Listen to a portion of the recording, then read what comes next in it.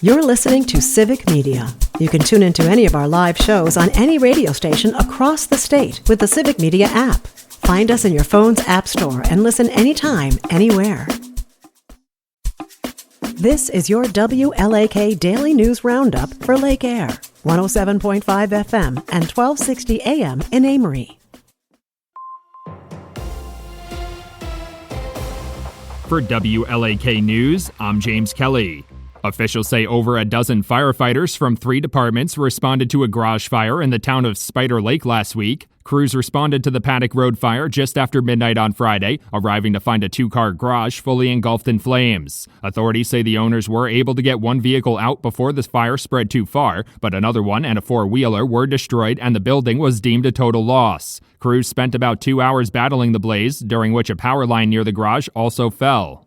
The Duluth City Council voted to approve a 5-year contract with Visit Duluth to oversee tourism marketing. With Monday night's approval of the $650,000 agreement, Visit Duluth will now oversee all of the city's tourism marketing contracts. That includes the $3.2 million contract given to Arizona-based Madden Media in December following a competitive bidding process. Following Madden Media's 2-year contract, Visit Duluth could delegate those duties to another local firm or take over it themselves.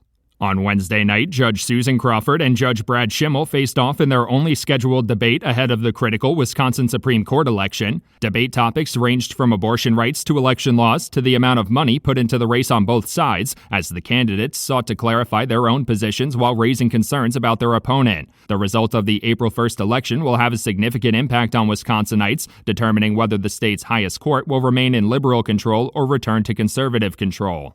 The city of Ashland has begun dismantling the pier at Bayview Park after reaching a settlement in December with the firms that designed and built it before its closure. The pier suffered damage in 2022, leading city officials to determine that it was poorly constructed and repairs were not feasible. C&S Design and Engineering paid $225,000 and the Nordic Group paid $25,000 as part of that settlement. This week, Ashland city crews officially began demolishing the damaged pier. Republican state lawmakers have proposed ending daylight savings time in the state. State Representative Nate Gustafson and State Senator Rachel Cabral Guevara introduced the legislation, saying the disruptive transition can lead to increased risks and negatively affect mental health and productivity. They also noted the negative effect the time change has on young children who have their usual routines upended. Only 2 other states don't recognize daylight saving time, but a number of others have considered similar legislation. Wisconsin Senators Tammy Baldwin and Ron Johnson have introduced bipartisan legislation to improve roadway safety for cyclists and pedestrians. The bill, named after a Wisconsin resident who was killed while riding her bicycle in 2022, seeks to expand federal funding opportunities for smaller local governments to improve safety. The bill would focus on communities with populations of under 5,000 people, authorizing them to use federal funds from the highway safety improvement programs to cover local cost share requirements.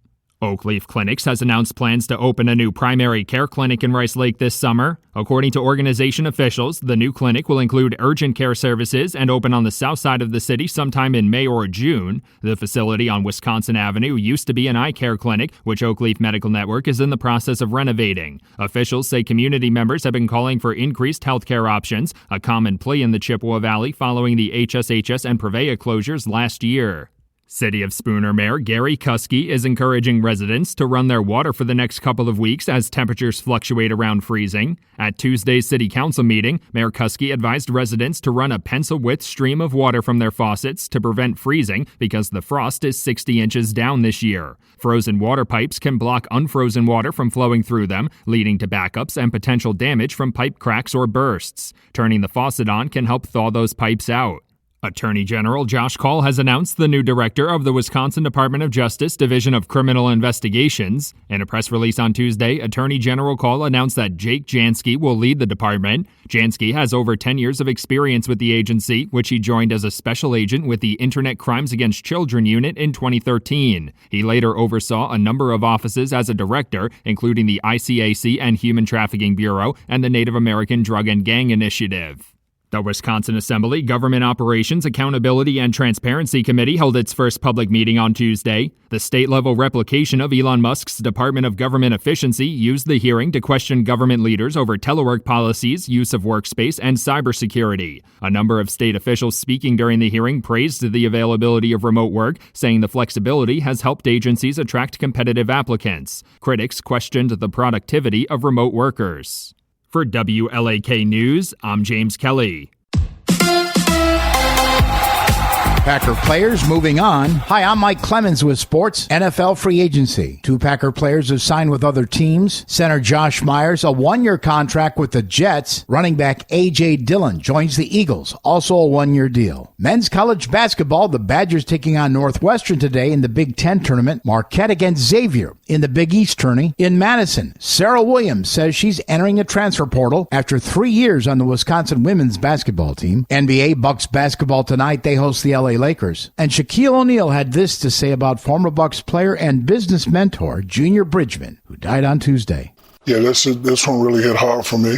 They always tell us stories about how 75% of athletes 0 to 5 years after they're done playing go broke.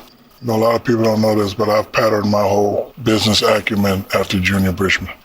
This one hurts a lot. That's Shaquille O'Neal with Sports. I'm Mike Clemens. On your entertainment beat, I'm Pete Schwaba. All right.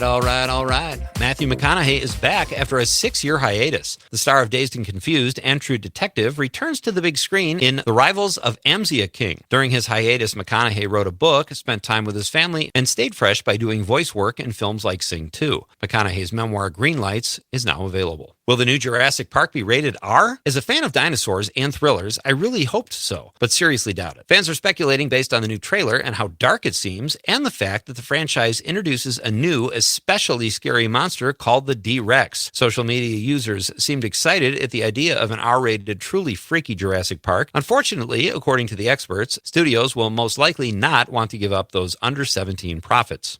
Eric Stonestreet is expanding his acting talents. The hilarious and Emmy-winning Stonestreet, who played Cam on Modern Family for 9 seasons, has agreed to a role on Dexter. Stonestreet will play Dexter's estranged brother, who he was separated from at a young age. You can catch Eric Stonestreet on Dexter Sunday nights on Showtime. Hate speech and toxic social media users had to take a powder this past Monday when Twitter, also referred to as X, experienced outages, leaving anonymous users and bots with nowhere to spew their disinformation. Angry young men who hide behind avatars and fake screen IDs probably experienced calm for the first time in the last few years. Better a Twitter malfunction than a Cybertruck.